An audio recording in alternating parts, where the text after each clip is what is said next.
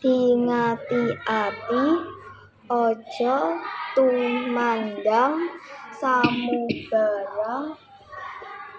gawe kang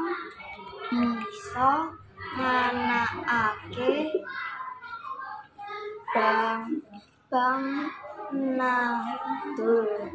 bang naduk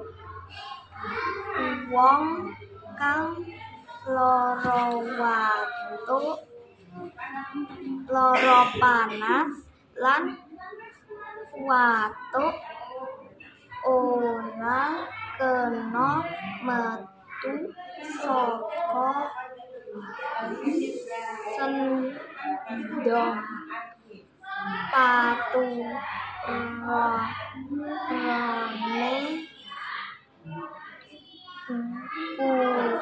kudu turun bae awake kemulana kang brukut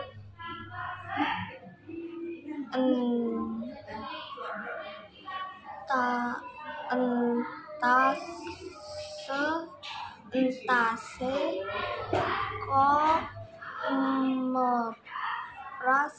meprasan ora kena adus kang kena dipangan gugur endhog puhan jangan bening sop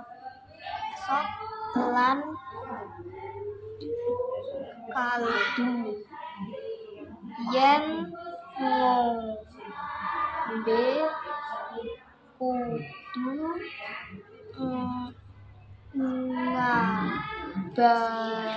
banyu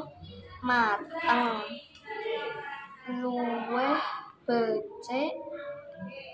ngombe wedang teh kang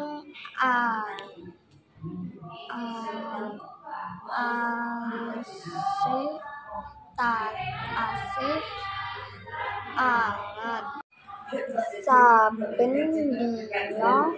kudu nguntal kenini tablet kanggo wong tuwa awan 3 bengi 3 watuk kena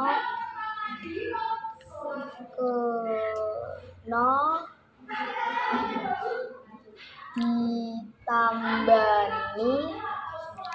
nganggo tombo watuk yen ana saminggu kira-kira awake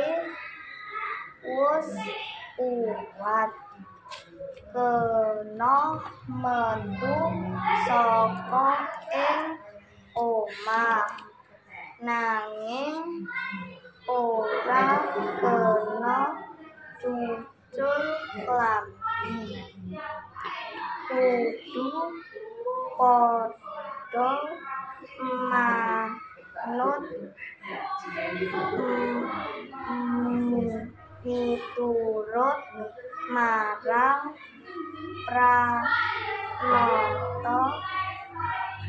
pranatan ning dokter utawa kang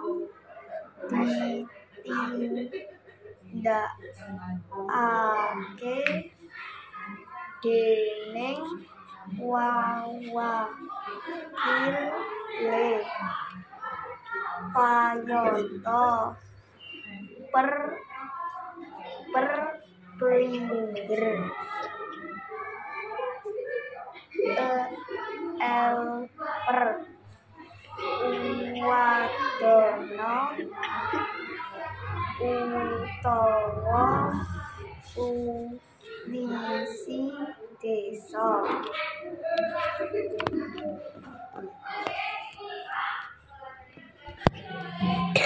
Nulan